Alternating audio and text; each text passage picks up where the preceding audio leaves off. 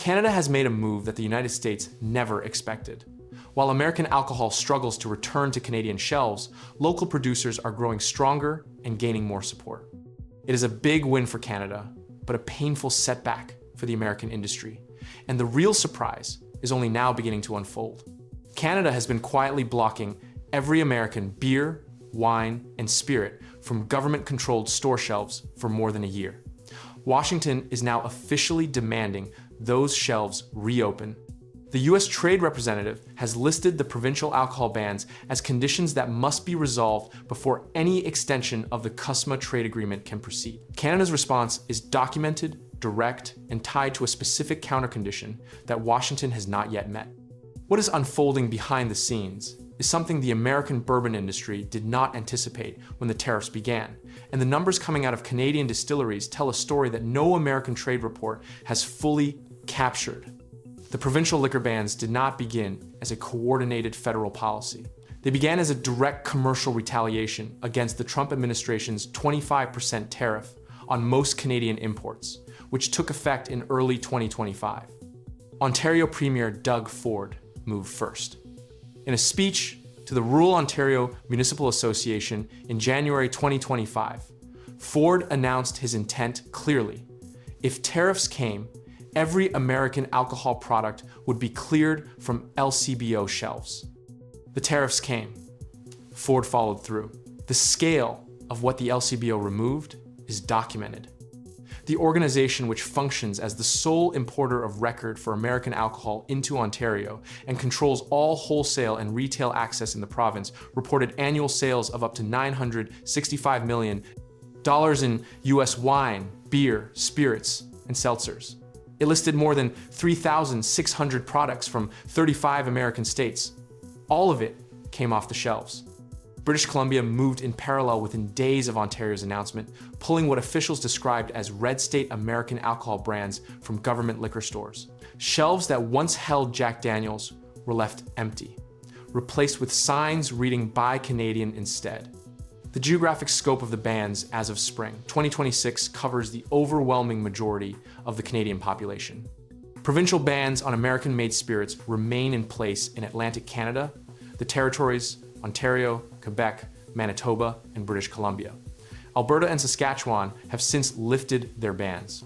But Ontario and Quebec alone account for more than 60% of Canada's total population, meaning more than 6 in 10 Canadians live in a province where American alcohol remains off government store shelves. The U.S. Trade Representative's annual report, published in late March 2026, formally characterized the Provincial Liquor Control Board restrictions as market access barriers that greatly hamper exports of U.S. wine, beer, and spirits to Canada, and called for their removal. U.S. Trade Representative Jamieson Greer listed the alcohol ban as one of the conditions Canada must address in order to extend CUSMA. U.S. Ambassador Pete Hoekstra described the ban alongside the decline in Canadian tourism to the United States as part of why the Trump administration characterized Canada as being mean and nasty to deal with. Washington's position is that the measures constitute unfair trade practices incompatible with Canada's obligations under the existing trade agreement. Ontario's response has not moved. Finance Minister Peter Bethlenfalvy has stated that American alcohol will remain off LCBO shelves until tariffs are completely removed. Premier Ford reinforced that position after Trump cited the ban directly in a social media post. It is obviously working. It is an irritant, Ford told reporters. There is one thing President Trump can do: get rid of the Canadian tariffs. Get rid of it and we are good to go. The structural incompatibility of the two positions is the reason the ban has remained in place for more than a year without resolution.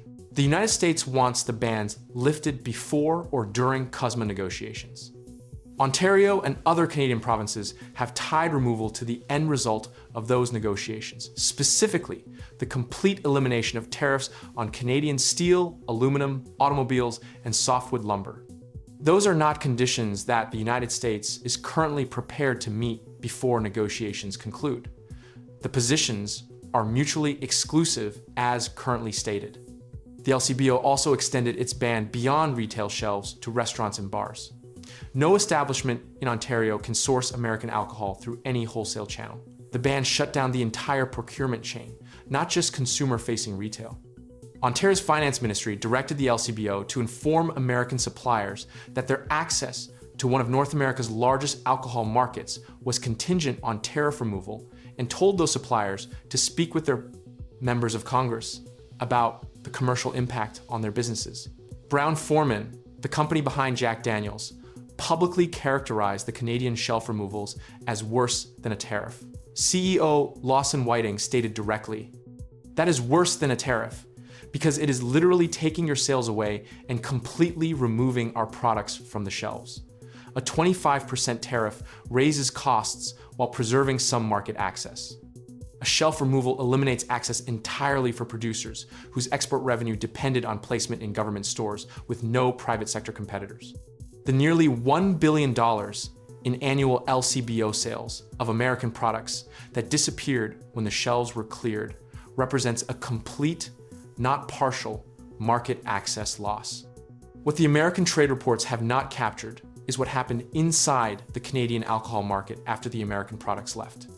The space vacated by American brands was filled by Canadian producers, and the growth numbers from those producers describe a structural market shift that has already become commercially durable. Maverick Distillery in Oakville, Ontario, founded in 2009 as the province's first licensed craft distillery, has experienced its business transformed by the boycott.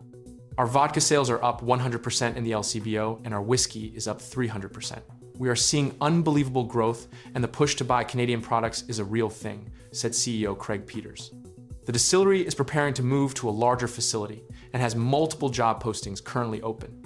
Using barrels of Kentucky bourbon already in their warehouse when the ban began, Peters and his team developed a Canadian Whiskey Kentucky Bourbon blend, a product bottled in Oakville that captures the bourbon-style flavor profile without requiring an American brand. The company is also developing a tequila offering to capture additional displaced demand.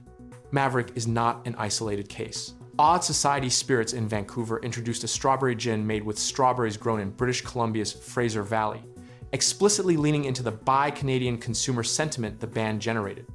Ontario's LCBO Beverage Trend Report from December 2025 showed Ontario VQA wine sales jumped 58% during the year. Overall sales for provincially produced alcohol rose 20%. These are not modest fluctuations in consumer preference. They are structural market share shifts produced by government-directed shelf clearances in a retail monopoly environment with no private sector alternatives available to American suppliers. The consumer behavior change extends beyond the period of the initial ban's novelty. Distilleries that entered new product categories like Maverick's Bourbon Blend created products that will remain on shelves and in consumer habits, regardless of whether the trade dispute eventually resolves.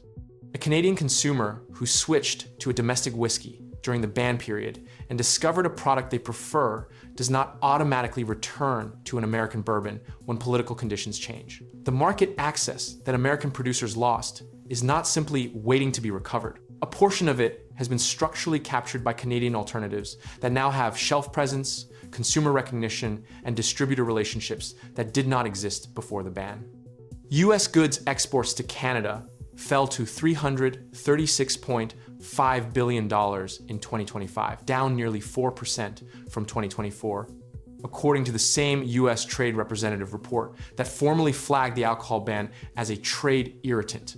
The alcohol ban is one element within that broader export contraction, but it is the most politically visible because it is a centralized, government-executed exclusion of American products from consumer-facing shelves across the majority of Canada's population, executed by institutions that answer to elected provincial governments, enforced through wholesale procurement controls as well as retail restrictions, and tied explicitly by those governments to a specific demand that Washington has not met. The CUSMA review deadline arrived July 1st, 2026. The shelves have been cleared for more than 15 months. The Oakville distillery that filled part of the gap Jack Daniel's left behind is outgrowing its facility.